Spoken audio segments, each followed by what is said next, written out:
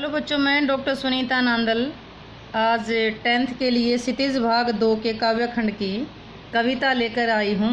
आत्मकथ है, जिसके कवि हैं जयशंकर प्रसाद। इसकी व्याख्या करेंगे। सबसे पहले काव्यांश की रीडिंग करेंगे। मधुप गुनगुना कर कह जाता कौन कहानी यह अपनी, मुरझा कर गिर रही पत्तियाँ देखो कितनी आज घनी। इस गंभीर अनंत नीलिमा में असंख्य जीवन इतिहास, यह लोग करते ही रहते हैं अपना व्यंग्य मलिन उपहास। तब भी कहते हो कह डालूं दुर्बलता अपनी बीती, तुम सुनकर सुख पाओगे देखोगे यह गागर रीति। इन पंक्तियों में कवि जयशंकर प्रसाद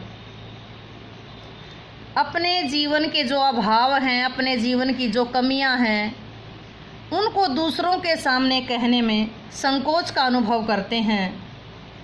उन्हें शर्म महसूस होती है और कहते हैं कि बाहरी रूप से सजे धजे जो दिखाई देने वाले भाव रहित मेरे जीवन में ऐसा कुछ भी नहीं है जिसे जानकर लोगों को खुशी होगी। अर्थात बाहर से तो मैं ठीक दिखाई देता हूँ, लोगों को दिखाई देता है कि मैं खुश हूँ, लेकिन अंदर से मैं टूट चुका हूँ। इसी के बारे में लिखते हुए कवि कहते हैं, व्याख्या देखिएगा। मधुप गुनगुना कर कह जाता कौन कहानी यह अपनी। मधुप क्वेश्चन बनेगा यहाँ। मधुप है भंवरा। कौन सा भंवरा? मन रूपी भंवरा। कवि कहते हैं कि मेरे जीवन रूपी उपवन में, जीवन को क्या माना है? उपवन माना है। और मन को क्या माना है? भंवरा माना है। जैसे बाग बगीचे में भंवरा गुंजार करता घूमता रहता है फूलों पर, उसी प्रकार जीवन को बना दिया इन्होंने बगीचा, उपवन बना दिया और मन को भंवरा बना दिया। तो मेरा मन रूपी भंवरा गुनगुना करके कह जाता कौन कहानी है अपनी। न जाने अपने जीवन की कौन सी कहानी कह जाता है, मैं जान नहीं पाता। मेरे जीवन रूपी उपवन में मेरा मन रूपी भंवरा न जाने गुनगुना कर अपने जीवन की कौन सी कहानी कह जाता है, मैं जान नहीं पाता। एक बार फिर देखिएगा। मेरे जीवन रूपी उपवन में मन रूपी भंवरा गुनगुना करके न जाने कौन सी कहानी कह जाता है, मैं उस कहानी के बारे में जान ही नहीं पाता। मुरझा कर गिर रही पत्तियां देखो कितनी आज घनी। जीवन को क्या माना था? उपवन। हाँ, ध्यान दीजिएगा। जीवन क्या था? उपवन। मेरे जीवन रूपी उपवन की कितनी घनी पत्तियां, घनी का मतलब है गहरी, कितनी घनी पत्तियां मुरझा कर गिर रही हैं। मेरे जीवन रूपी उपवन की देखो आज कितनी गहरी पत्तियां मुरझा कर गिर रही हैं। मेरे जीवन रूपी उपवन की आज कितनी गहरी पत्तियां मुरझा मुरझा करके गिर रही हैं। अर्थात जो मेरे जीवन की जो खुशियां थी वो धीरे धीरे मुरझा मुरझा करके अर्थात मेरे जीवन से चली गई। मेरे जीवन में जितनी भी खुशियां थी वो धीरे धीरे मेरे जीवन से चली गई। इस गंभीर अनंत नीलिमा में असंख्य जीवन इतिहास।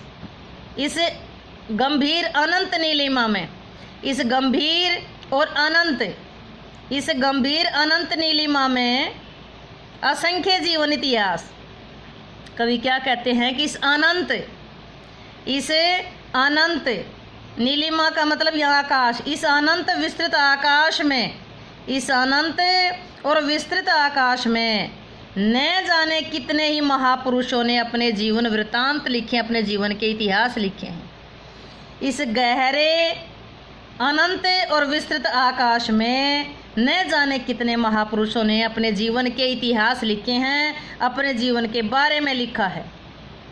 और उनसे ये बात प्रतीत होती है कि उन्होंने अपना जीवन का इतिहास लिख करके अपना मजाक किया है, अब उपहास उड़ाया है। लोग करते ही रहते हैं अपना व्यंग्य मलिन उपहास। उन्होंने अपना जीवन इतिहास लिख करके मजाक बनाया है, यानी कि मजाक उड़ाया है। या उन महापुरुषों के जीवन इतिहास के सामने अभावों से भरे अपने जीवन को लिख करके अपना मजाक उड़ाने के अतिरिक्त कुछ नहीं किया। फिर देखिए ये लाइनें, इस गंभीर और अनंत आकाश में असंख्य व्यक्तियों ने अपना जीवन इतिहास लिखा है, अपने जीवन के बारे में लिखा है। इस गंभीर अनंत आकाश में असंख्य लोगों ने अपने जीवन का इतिहास लिखा है, और ऐसा करके असंख्य लोगों ने इतिहास लिखा है। यह लोग करते ही रहते अपना व्यंग मलिन उपहास, ऐसा करके वो अपना मजाक ही उड़वाते हैं कि जिनके जीवन में कोई खुशी नहीं, वो अपने जीवन का इतिहास लिख रहे हैं, तो उनको पढ़कर तो लोग उनका मजाक ही उड़ाएंगे। यह लोग उनके जीवन के इतिहास को पढ़ करके लोग उनका उपहास उड़ाते हैं, उनका मजाक उड़ाते हैं। आपको पता है कवि क्या कहना चाहते हैं कि लोगों ने अपने जीवन का इतिहास लिखा, फिर दुनिया ने उनका मजाक उड़ाया, तब भी कहते हो कह डालो दुर्बलता अपनी बीती। तब भी तुम ये कहते हो, इतना कुछ जानने के बाद भी कवि अपने मित्रों को कहता है, फिर भी तुम मुझसे ये अपेक्षा करते हो कि मैं अपनी दुर्बलता, अपनी कमियां, आप बीती कहानी, कौन सी आप बीती जो मेरे जीवन में निराशा है, जिसमें खुशियां ही नहीं है, उसको कह डालूं, अर्थात उसको अपनी आत्मकथा में लिख डालूं। लोगों ने अपने जीवन के इतिहास को लिखा, दुनिया ने उसका मजाक उड़ाया। क्यों? क्योंकि उनके जीवन के इतिहास में कोई खुशी ही नहीं थी। उन लोगों के साथ ऐसा हुआ है, तो तब भी तुम अपने मित्रों को कहता है, तब भी तुम मुझे ये कहते हो कि मैं अपने जीवन की कमज़ोरी, अपनी आप बीती, अपनी आत्मकथा में लिख डालूं। तुम सुनकर सुख पाओगे। हो सकता है कि मेरी आत्मकथा को सुन करके, मेरी आत्मकथा को पढ़ करके तुम्हें सुख मिले, तुम्हें चैन मिले। देखोगे यह गागर रीति, लेकिन मेरी मन रूपी गागर खाली ही मिलेगी। मेरी मन रूपी गागर रीति ही मिलेगी, खाली ही मिलेगी, उसमें दुखों के सिवा और कुछ नहीं मिलेगा। एक बार फिर शुरू से देखेंगे। मेरा मन रूपी भंवरा जीवन के बगीचे में गुनगुना करके न जाने कौन सी कहानी कह जाता है।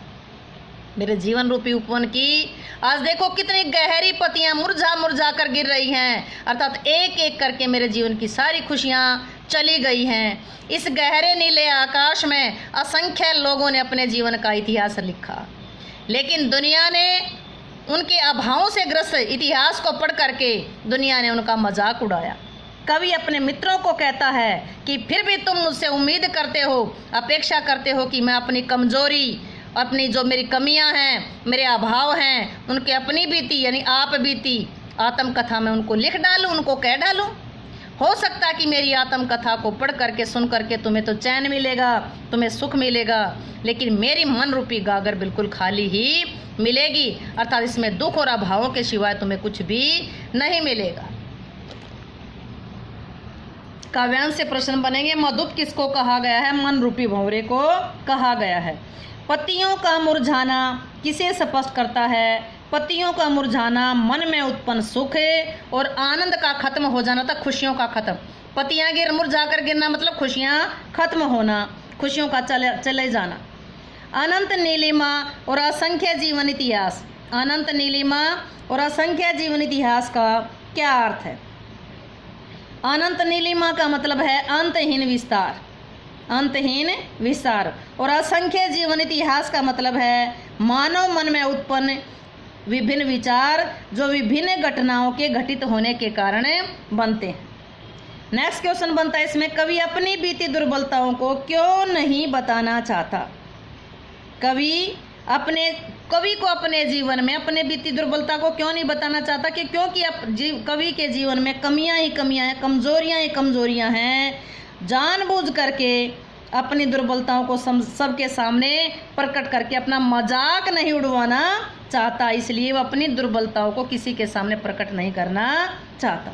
गागर रीति का मतलब क्या है? सुख सुविधाएं हैं ही नहीं, अर्थात सुख सुविधाओं की कमी।